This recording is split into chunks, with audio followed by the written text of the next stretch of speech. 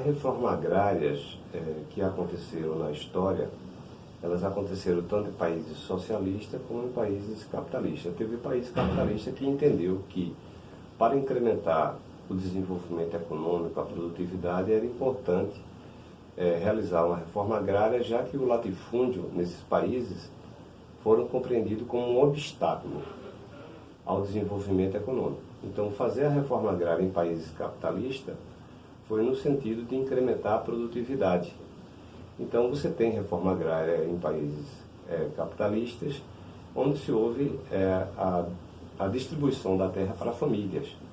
E você tem reforma agrária em países socialistas, onde foram estabelecidos processos de cooperativização da terra, formação de cooperativa, com os kolkhozes na União Soviética, e as famílias perderam as suas terras e passaram a trabalhar coletivamente enquanto operários de um grande empreendimento para a produção de alimentos, para incrementar a produtividade.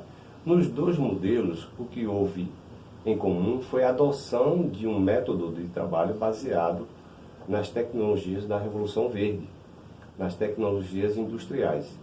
Então, tanto em países socialistas como em países capitalistas, o modelo de desenvolvimento da produção, da produtividade, foi através da industrialização da agricultura, muito longe dos princípios da agroecologia que a gente conhece hoje. Em relação aos tipos de reforma agrária, existem diferentes tipos de reforma agrária.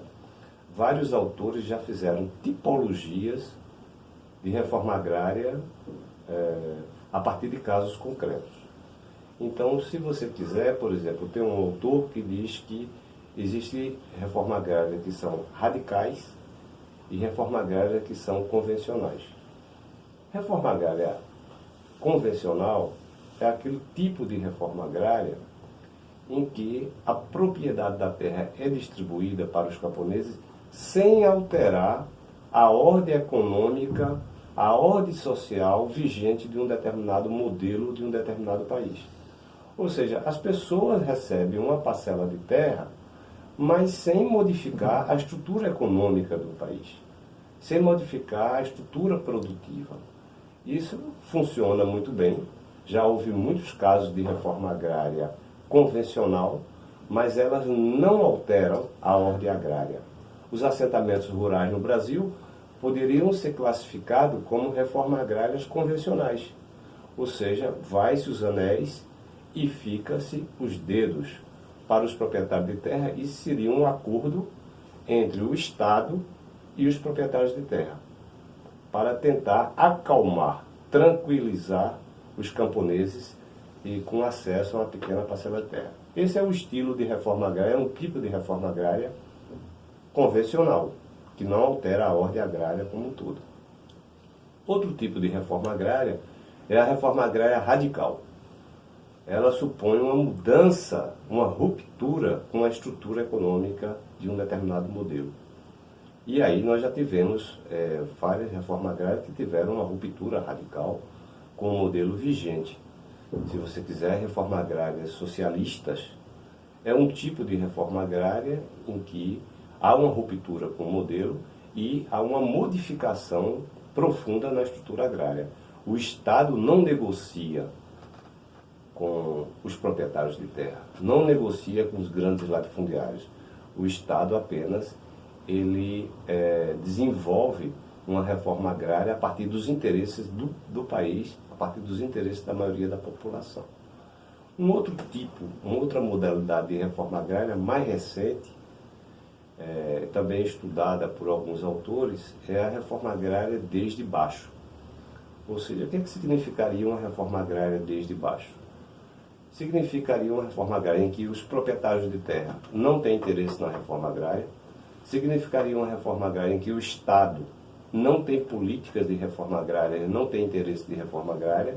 Significaria uma reforma agrária construída a partir dos próprios camponeses e camponesas que, através das suas estratégias de luta, elas conseguem desenvolver processos de acesso à terra.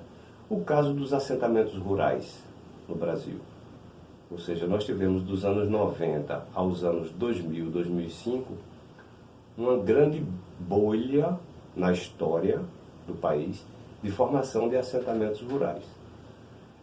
Se estimou que nesse período havia, sobretudo durante o governo do presidente Fernando Henrique Cardoso, um processo de assentamento de cerca de 65 mil famílias por ano. Então, isso provocou um processo de grande mobilização social, onde as próprias famílias desempregadas que viviam na periferia, sem ter onde morar, realizaram um processo de autoassentamento.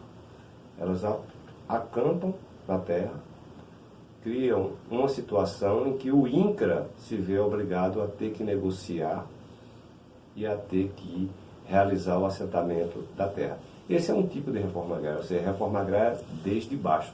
Isso é o que aconteceu no Brasil com a formação de milhares de assentamentos em todo o país e que tem uma importância muito grande para a geração de benefícios, de qualidade em múltiplas dimensões, econômica, social e ambiental.